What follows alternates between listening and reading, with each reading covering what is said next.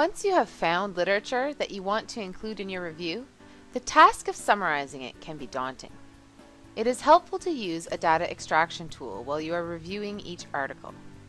Then, creating a table that captures key points you need to consider for your analysis will make your summary more accurate, effective, and complete. This step is so important that I get my students to do it for marks. If you are working on a literature review, trust me, you don't want to skip this step. If you do, the review will end up taking a lot longer to complete and you will be more likely to miss important information. Also, if you are working on a team, these tables are absolutely essential for communication and collaboration. To set up your table, first identify the number of columns you think you will need. I usually start with 7. You can add more later if you need to, but I find it easier to remove information before publication than to add it. The headings in your table will depend on the information you need to collect, which will depend on the purpose of your review. In this video, I will go over the ones I recommend using, as well as a few other helpful options. In the first column, always list the author and year of publication. To make things easier, you will also want to save your articles in a folder on your hard drive by the author and year of publication. I will often also note the country that the study was conducted in. That way, it is easy for me to quickly identify if more research is needed in my country, specific to the topic of inquiry. You can also note the country later in the table. Discipline may also be useful to note, either in the same column or a separate one, if you are looking at a multidisciplinary topic, such as hand hygiene practices. It can help you identify if you need to consider looking in other areas to capture missing disciplines, or if there's a lack of evidence particular to a discipline. However, if your literature review is focused on a particular discipline, such as nursing, then this information would not add anything to your table and should not be used. Remember to keep your table as concise as possible. Include the topic or focus of the study, as well as the research purpose or research question in the next column. The focus of the article is absolutely critical to your summary table.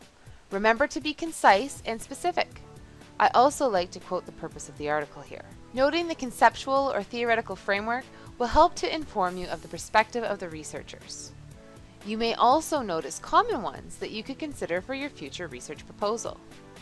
In any review, it is important to note the paradigm and methods used. Typically, for first-year students, I only expect them to identify the paradigm as qualitative or quantitative. In upper years of the program, and when I publish, I expect a more specific identification of the methodology. Sometimes, depending on the purpose of the review, I will use separate columns for the design, sampling method, and data collection or analysis methods. For pragmatic reasons, I still limit the total number of columns in my table to 7 or 8. The context, setting, and sample should also be noted. This is another location that the country the study was conducted in can be listed. Just don't put the same information in 2 spots. Be concise and consistent. Whenever you are putting more than one type of information in a column, make sure you are also consistent in the way and order it is listed. For example, always note the setting, then the sample in this column. Use a bulleted list or separate information by paragraphs or periods. Key findings need to be presented in a brief way. Make sure you are not simply writing everything down. What findings are of particular interest to the focus of your literature review? The more concise you are, the better. Stay focused. Noting the gaps in the research will help you think about what research needs to be done. Make note of the limitations of the study you are reading, as well as areas for future research. This step can be particularly useful when laying the foundation for your next research project.